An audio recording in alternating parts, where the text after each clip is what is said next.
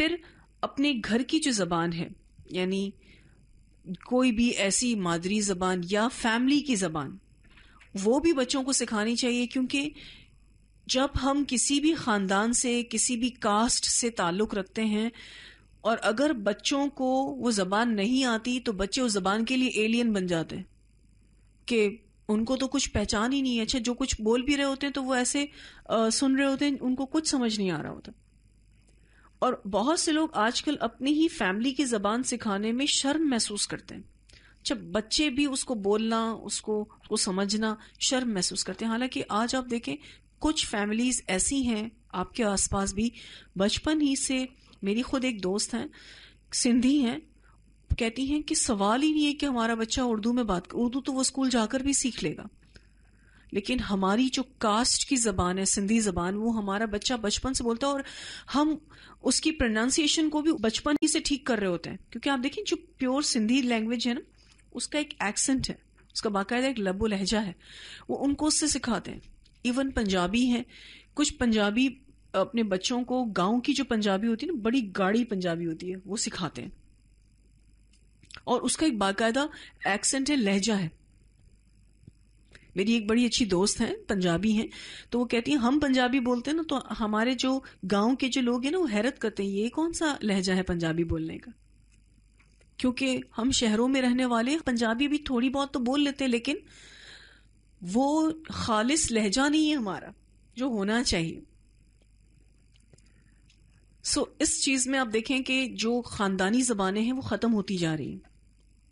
ان عربوں کو دیکھیں، انہوں نے زبان کے حوالے سے کوئی کمپرومائز نہیں کیا. دوسری بات آپ یہ دیکھیے کہ بچوں کو ایک سے زائد زبانیں بھی سکھائی جا سکتی ہیں، کیونکہ بچپن میں اس کا کیلیبر، اس کی برداشت اور اس کی سیکھنے کی مادہ بہت زیادہ ہوتی ہے. بچہ سیکھ رہا ہوتا ہے، آپ اس کو انگلش، اردو، جس بھی چیز میں، ایون آپ تو الحمدللہ جس ٹیکنالوجی کے دور میں اب ہیں، ایسی ویڈیوز بھی اویلیبل ہوتی ہیں کہ بچوں کو انگلش میں سٹوریز سنوا دی جائیں. اسی طرح سے ایون عربک میں بھی سنوا دی جائیں. وہ سمجھ آ رہی ہی نہیں آ رہی. اب تو الحمدللہ ایسی بھی عربک ویڈیوز آ گئی کہ جس کا ٹرانسلیشن نیچے ساتھ چل رہا ہوتا ہے کہ آپ کم از کم سمجھا تو سکتے ہیں اس کو. کچھ نہ کچھ بچوں کو زبان کے حوالے سے محنت کرانی چاہیے.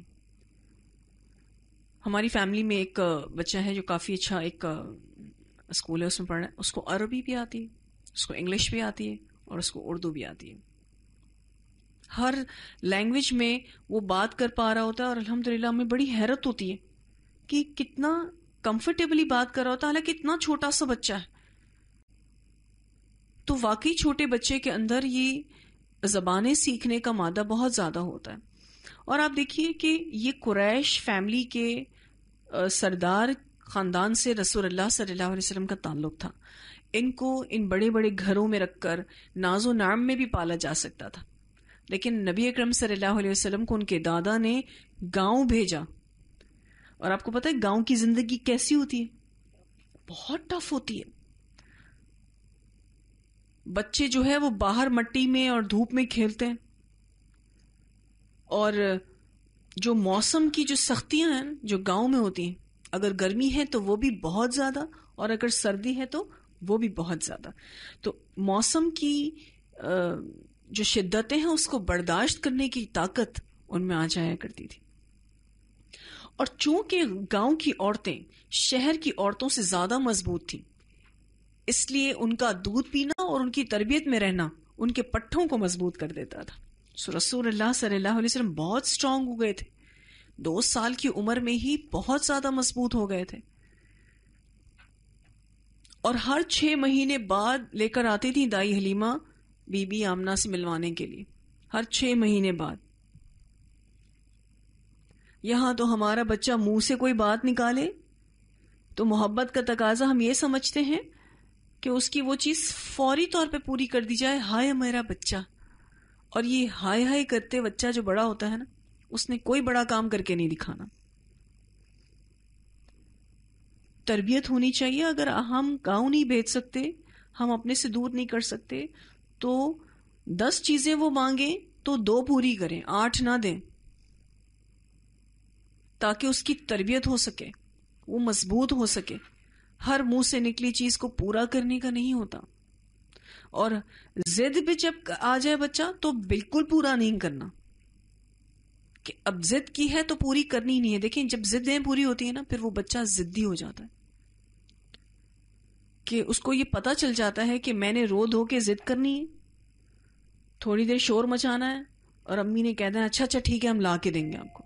اور ہمیشہ اس بات کو ہمارے جو کچھ بزرگ وہ کہ بھوکا پیٹ جب ہوتا ہے نا, جب پیٹ خالی ہوتا ہے نا تبھی وہ بچہ کچھ سیکھے گا. بھرے پیٹ والے بچے جو ہے نا وہ اتنا جلدی نہیں سیکھتے. اب یہ دائی حلیمہ کے پاس جو نبی اکرم صلی اللہ علیہ وسلم گئے ہیں تو کتنی مرتبہ ایسا ہوتا ہوگا, یہ تو اللہ تعالیٰ کی طرف سے خاص رحمتوں کا برسنا شروع ہو گیا تھا, ورنہ جہاں جس علاقے میں جو کوئی لگژریز نہیں تھی, کچھ نہیں تھا ان کے پاس, کھانے پینے کی دودھ پینے کی بات جہاں تک تھی وہ بھی ایک نارمل بہت ہی چھوٹے درجے پر لائف سٹائل دیا گیا تھا رسول اللہ صلی اللہ علیہ وسلم کو. اور کن بچوں کے ساتھ کھیل رہے ہیں, ذہن کتنا مضبوط ہو رہا ہے کہ گاؤں میں جا کے رضائی بھائی بہنوں کے ساتھ کھیل رہے ہیں جن کا کوئی سٹیٹس نہیں تھا دیکھا جائے تو رسول اللہ صلی اللہ علیہ وسلم کے مقابلے میں, لیکن کتنا ذہنی پختگی بھی دی گئی. آپ دیکھیں بچے جب بڑے اسکولوں میں اور ایسے دوستوں میں جن کے پاس بہت نعمتوں کی فراوانی ہو تو بچوں کی وہ تربیت نہیں ہوتی. جب بچے مڈل کلاس رہتے ہیں یا ایسے نارمل طبقے میں رہتے ہیں نا ان کی تربیت زیادہ اسٹرانگ ہوتی ہے. آپ دیکھیں جب وہ بچے زیادہ اسٹرانگ ہوں گے جو متوسط گھرانوں میں یا اس سے نیچے گھرانوں میں بڑے ہوتے ہیں بنسبت ان بچوں کے جو سونے کا چمچ لے کر پیدا ہوتے ہیں اور وہ نعمتوں میں بڑے ہو رہے ہوتے ہیں. تو یہ چیز الحمدللہ ہم دیکھتے ہیں کہ اس سے سیکھنے کو ملتی ہے. اتنی برکتوں کا اترنا ان کے اوپر یہ اللہ کا خاص کرم تھا, کیونکہ وہ اپنے گھر کس کو لے آئی تھی, رحمت للعالمین کو لے آئی تھی, جن کو لینے والا کوئی نہیں تھا, کیونکہ دنیاوی اعتبار سے ان کو لینا کوئی آئیڈیل نہیں تھا, کوئی اٹریکٹیو نہیں تھا, کوئی پرکشش پیشکش نہیں تھی آپ صلی اللہ علیہ وسلم کو لینا. اب کچھ عرصہ حلیمہ کے پاس رہے. حلیمہ کا دستور تھا کہ وہ آپ کو ہر 6 مہینے بعد مکہ لاتی, والدہ اور خاندان کے لوگوں سے ملاتی اور پھر اپنے دیار بنو سعد واپس لے جاتی. جب مدت رضاعت پوری ہو گئی اور دودھ چھڑا کر آپ صلی اللہ علیہ وسلم کو آپ کی والدہ کے پاس لائیں تو اب تک جو خیر و برکت دیکھ چکی تھیں اس کے پیش نظر چاہتی تھیں کہ آپ کو انہی کے پاس رہنے دیا جائے. اتنے زیادہ اللہ کے فضل و کرم ان پر ہو رہے تھے کہ اب یہ رسول اللہ صلی اللہ علیہ وسلم سے الگ نہیں ہونا چاہتی تھی. چنانچہ انہوں نے آپ کی والدہ سے کہا کہ کیوں نہ آپ بچے کو میرے پاس ہی رہنے دیں کہ وہ ذرا اور مضبوط ہو جائے, کیونکہ مکہ کی وبا سے ڈر لگتا ہے. مکہ میں بہت لوگ آیا کرتے تھے حج کرنے کے لیے, اور ایون عمرہ کی جو ایک طرح سے عبادت تھی اس کو کرنے کے لیے, یا پھر نذرانے چڑھانے کے لیے بھی. خانہ کعبہ پہ بتوں کے ہاں نذرانے چڑھانے کے لیے بھی آیا کرتے تھے. تو اس وجہ سے مختلف علاقوں سے آنے والے لوگوں کی وجہ سے وہاں وبائی بیماریاں بہت پھیلتی. وبائی بیماری سمجھتے ہیں کسے کہتے ہیں؟ جو فضا میں جس کی جراثیم ہوں. بہت سارے لوگ اپنے ساتھ اپنے ملکوں سے بیماریاں اپنے ساتھ لے کر آتے ہیں, پھر وہ جو مکہ کی ایٹماسفیئر ہے نا اس میں وہ جرمز آ جاتے ہیں, اور پھر وبائی بیماری ایسی ہوتی ہے ظاہر سانس تو ہر بندہ لے رہا ہے, تو اس سے جو بچے ہوتے تھے انفینٹس ہوتے تھے وہ بہت زیادہ اس سے متاثر ہو جاتے تھے. اسی لیے یہ ان سب چیزوں سے گھبرا کر بھی گاؤں بھیج دیتے تھے. وہاں کی جو زندگی تھی وہ صاف ستھری ہوا تھی. آج بھی آپ دیکھیں جو حج اور عمرے پر جاتے ہیں واپس آتے ہیں تو اپنے ساتھ کھانسی کا, نزلے کا, بخار کا سب کا تحفہ لے کر آتے ہو. ایون آپ دیکھیں کہ جب حج اور عمرہ کے ویزا بھی لگتے ہیں تو آپ کو گردن اور بخار کا ویکسینیشن انجیکشنز وغیرہ لگا کے جانا پڑتا ہے, کیونکہ اگر آپ یہ بخار ادھر لے کر چلے گئے تو پریشان ہو جائیں گے وہاں کے لوگ بھی. بڑا مجمع ہوتا ہے, بہت سارے لوگ ہوتے ہیں. تو انہوں نے کہا کہ مجھے مکہ کی وبا سے ڈر لگتا ہے. والدہ اس پر راضی ہو گئی اور حلیمہ آپ کو لے کر خوش خوش اپنے گھر واپس ہوئی, اور آپ تقریباً مزید 2 برس تک وہیں رہے. کتنے سال ہو گئے؟ 4 سال. پھر آپ کے سینہ مبارک چاک کیے جانے کا واقعہ پیش آیا، جس سے ڈر کر حلیمہ اور ان کے شوہر نے آپ کو آپ کی والدہ کے حوالے کر دیا۔ اب یہ سینہ چاک ہونے کا واقعہ انشاءاللہ بھی آگے آ رہا ہے، آپ نے اس بارے میں کچھ تو پڑھا ہی ہوگا۔ انس بن مالک رضی اللہ تعالیٰ عنہ کا بیان ہے کہ آپ بچوں کے ساتھ کھیل رہے تھے کہ جبرائیل علیہ السلام تشریف لائے اور آپ کو لٹا کر سینہ چاک کر دیا، پھر آپ کا دل نکالا اور اس میں سے ایک لوتھڑا نکال کر فرمایا یہ تم سے شیطان کا حصہ ہے، پھر دل کو سونے کے تشت میں زمزم کے پانی سے دھو کر جوڑ دیا اور اسی جگہ پلٹا دیا۔ ادھر بچے دوڑ کر اپنی ماں یعنی دائیا کے پاس پہنچے اور کہنے لگے کہ محمد صلی اللہ علیہ وسلم کو قتل کر دیا گیا ہے۔ وہ لوگ جھٹ پہنچے تو دیکھا آپ صلی اللہ علیہ وسلم کا رنگ اترا ہوا ہے، یعنی آپ ڈرے ہوئے بیٹھے ہوئے تھے، بچے تھے۔ اب 4 سال کا بچہ، ایک شخص آیا جو کہ فرشتے تھے، انسانی شکل میں آئے تھے، آ کے لٹا کے سینہ کھول کے اور دل نکال کے، آپ سوچ سکتے ہیں کہ اگر کسی انسان کی اسی طرح سے بغیر بے ہوش کیے کوئی ہارٹ سرجری ہو تو وہ ان تمام دردوں کو جھیل سکتا ہے۔ فرشتے نے ہارٹ سرجری کی تھی۔ آج بھی جن لوگوں کی ہارٹ سرجری ہوتی ہے تقریباً 6 7 8 گھنٹے کے آپریشنز ہوتے ہیں، اور یہ پورا کیج جو ہے اس کو کھولا جاتا ہے اور باقاعدہ یہ سیا جاتا ہے، اس کے نشان، ٹانکوں کے نشان جو ہیں وہ آتے ہیں۔ کوئی ہارٹ سرجری ایسی نہیں ہو سکتی کہ دل کو نکال کے باہر کسی تشت میں، تشت کہتے ہیں ٹرے، کوئی چھوٹی سی ٹرے یا پیالہ، اب سونے کا تشت لے کر آئے تھے جنت سے،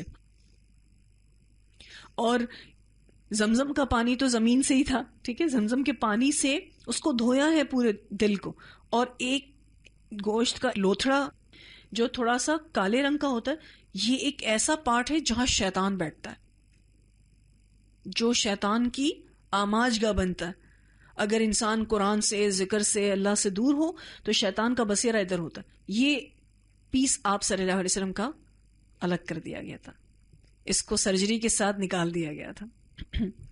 اب جب نبی اکرم صلی اللہ علیہ وسلم بھی ڈر گئے، اتنا چھوٹا سا بچہ، 4 سال کا بچہ، وہ کیا اپنی مذمت کرے گا، کچھ بھی نہیں کر سکتا تھا، اور جو ہو رہا تھا اس میں بغیر بے ہوش کیے اور کچھ بھی نہیں ہوا آپ صلی اللہ علیہ وسلم۔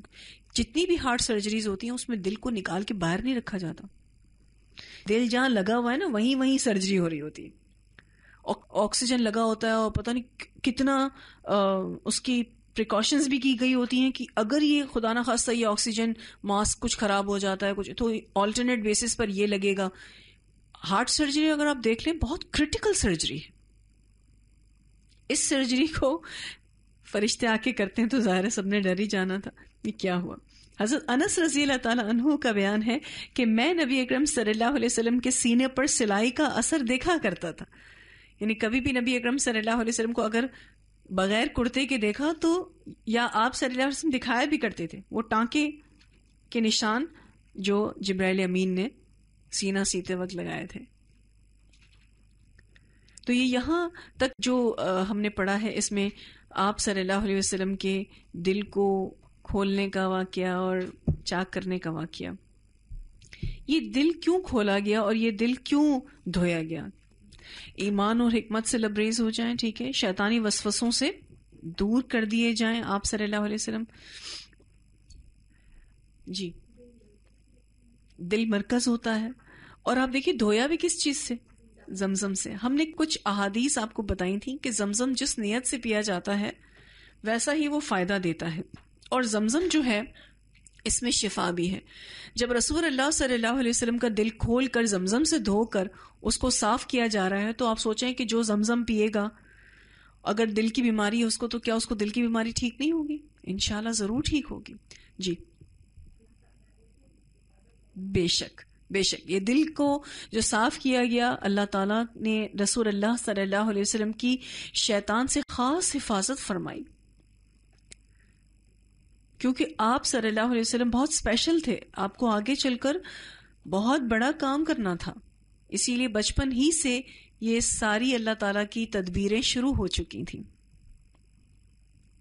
پھر اس کے بعد نبی اکرم صلی اللہ علیہ وسلم کو ظاہر دائی حلیمہ ڈر گئی تھیں کہ یہ سب کچھ ہوا ہے تو اب میں ان کو ان کی والدہ کے حوالے ہی کر دوں، کہیں ایسا نہ ہو اس بچے کو کوئی کر دے۔ اس واقعے کے بعد آپ صلی اللہ علیہ وسلم کو مکہ پہنچا دیا گیا. آپ نے اپنی ماں کے سایہ محبت میں اپنے خاندان کے اندر کوئی 2 برس گزارے. پھر والدہ، دادا اور ایمن کے ساتھ مدینہ کا سفر کیا، جہاں آپ کے والد کی قبر بھی تھی اور دادا کا ننیال بھی. آپ مدینہ میں 1 ماہ رہ کر واپس ہوئے تو راستے میں آپ کی والدہ بیمار ہو گئیں اور ابوا پہنچ کر رحلت کر گئیں. وہیں انہیں بھی دفن کر دیا گیا. اب 2 سال صرف اپنی والدہ کے ساتھ رہے اور اللہ تعالیٰ نے ماں کا بھی سایہ رسول اللہ صلی اللہ علیہ وسلم کی زندگی سے اٹھا دیا. یہ جو ٹریولنگ ہوئی تھی، ایسا لگتا ہے کہ آپ صلی اللہ علیہ وسلم کے والد اور آپ کی والدہ سفر میں ہی فوت ہونا لکھے تھے، اسی لیے دونوں کا انتقال اسی طرح کے کچھ سفر میں ہوا. اور میرے خیال میں شاید اس وقت اس طرح سے کوئی طبی سہولیات بھی سفر کے دوران نہیں ہوتی تھی. اور خیر، موت کا وقت تو مقرر ہے. جو ہم نے آپ کو ایمن کے بارے میں بتایا تھا، پھر ایمن ہی آپ صلی اللہ علیہ وسلم کو سنبھال کر لے کر آئی تھیں. اور ظاہر ہے کچھ روایات میں آتا ہے کہ دادا بھی ساتھ تھے، اور کچھ میں آتا ہے کہ ایمن نے پھر حفاظت کے ساتھ دادا تک رسول اللہ صلی اللہ علیہ وسلم کو پہنچایا تھا. اب بوڑھے عبد المطلب آپ صلی اللہ علیہ وسلم کو لے کر مکہ پہنچے. جیسا میں نے آپ سے ذکر کیا کہ کچھ روایات میں یوں بھی آتا ہے کہ دادا بھی سفر میں ساتھ تھے. ان کے دل پر آپ کی اس نئی مصیبت کے احساس کا گہرا زخم تھا. ظاہر ماں بھی اب چلی گئی تو یہ چیز خود ان کے دادا بھی فیل کر رہے تھے. چنانچہ آپ کے لیے، یعنی آپ صلی اللہ علیہ وسلم کے لیے، ان کے دل میں ایسی رقت پیدا ہوئی. رقت کہتے ہیں نرمی کو. ایسی نرمی پیدا ہوئی کہ خود ان کے اپنے بیٹوں کے لیے بھی ویسی رقت نہ رہی، ویسی محبت، ویسی نرمی عبد المطلب اپنے بچوں سے بھی نہیں کرتے تھے جتنی محبت اپنے پوتے آپ صلی اللہ علیہ وسلم سے کرتے تھے. وہ آپ کی بڑی قدر کرتے، اپنی اولاد سے بھی بڑھ کر چاہتے، خوب اکرام کرتے. ان کا خاص فرش یا تخت کہہ لیں یا ان کا سٹنگ ارینجمنٹ تھا جس پر کوئی دوسرا نہ بیٹھ سکتا تھا.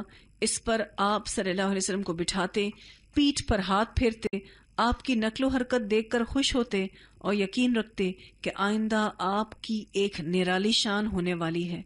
لیکن ابھی آپ کی عمر صرف 8 برس 2 مہینے اور 10 دن ہوئی تھی کہ عبد المطلب بھی انتقال کر گئے. رسول اللہ صلی اللہ علیہ وسلم کی زندگی میں جو آپ کہہ سکتے ہیں کہ حادثات آ رہے ہیں، یہ اگر آج ہم میں سے کسی کی اولاد کو آ جائے تو ہم کہتے ہیں سب سے زیادہ محروم بچہ، اور اس کی کوئی ذہنی نشو و نما نہیں ہوتی اور وہ محرومیوں میں ہی جینا شروع کرتا ہے.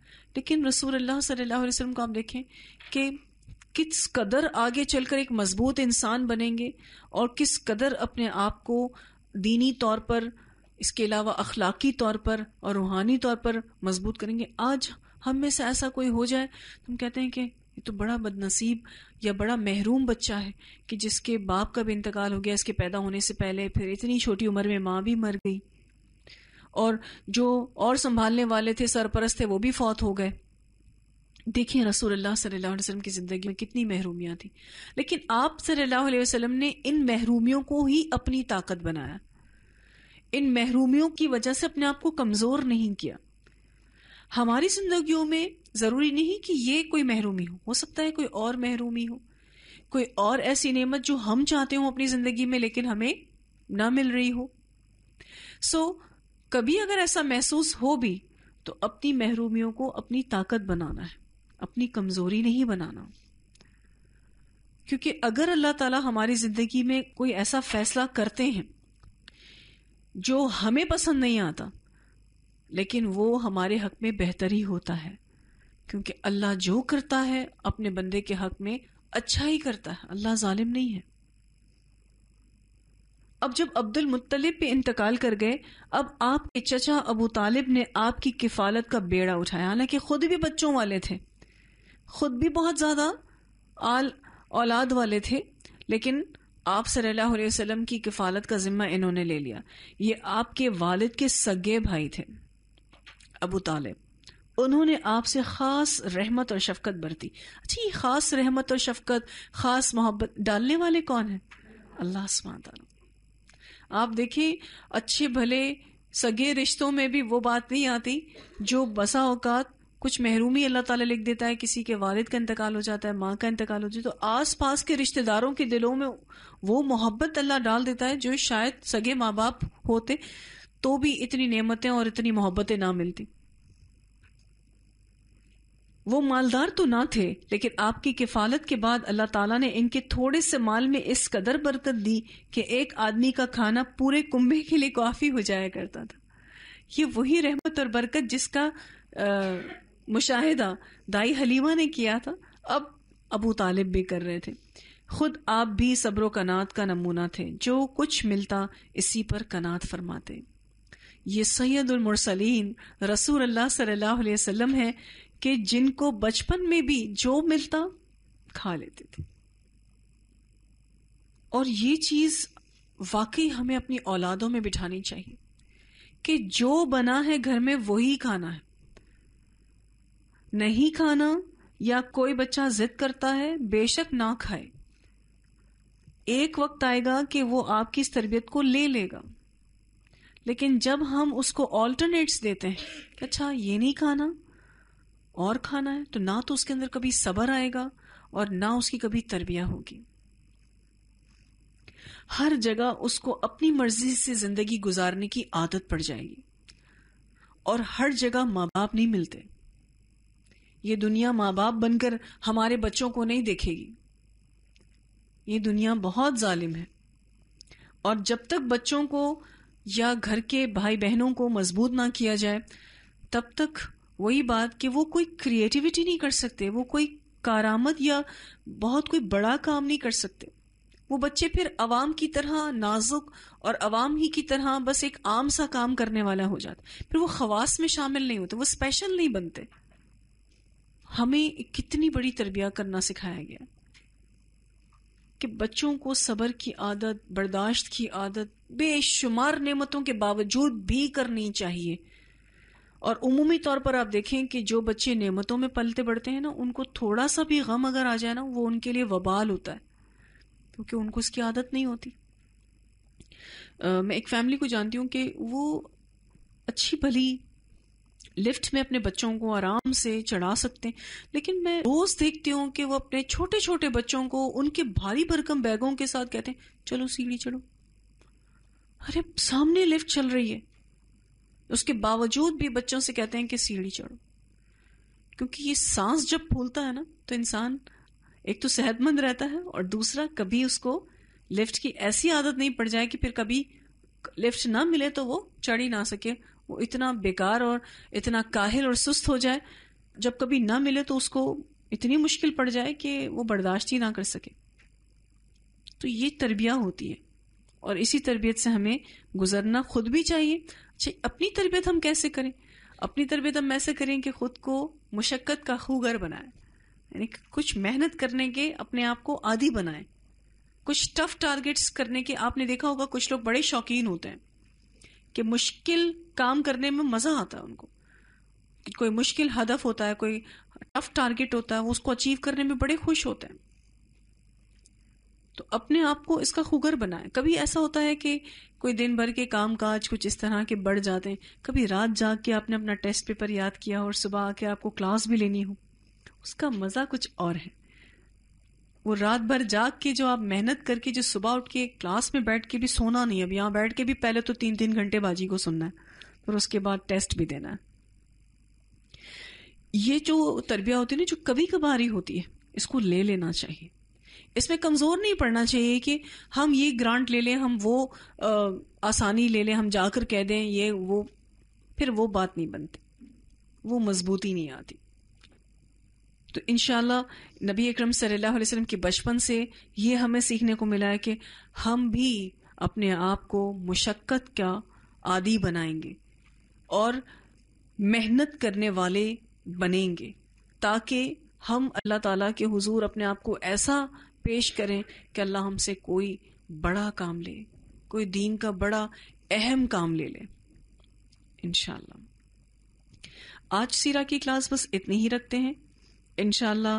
اب رسول اللہ صلی اللہ علیہ وسلم جب جوانی یا ٹین ایجر کہ ایسی عمر جس کو آپ نوجوانی کہتے ہیں اس میں قدم رکھیں گے، اور آپ صلی اللہ علیہ وسلم کی زندگی میں کیا کیا تبدیلیاں آتی ہیں وہ انشاءاللہ تعالی اگلی کلاس میں. وآخر دعوانا ان الحمد لله رب العالمين سبحانك اللهم وبحمدك نشهد ان لا اله الا انت نستغفرك ونتوب اليك سبحان ربك رب العزة عما يصفون وسلام على المرسلين والحمد لله رب العالمين.